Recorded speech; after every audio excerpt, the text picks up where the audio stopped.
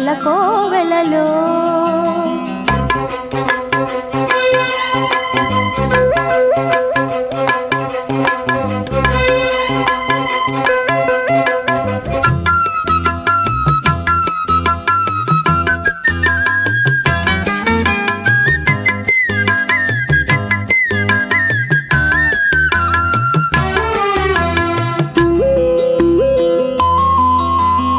ఏ జన్మకే గమ్యమో తెలిసేది కాలానికే, ఏ పువ్వు ఏ పూజకో తెలిసేది దైవానికే.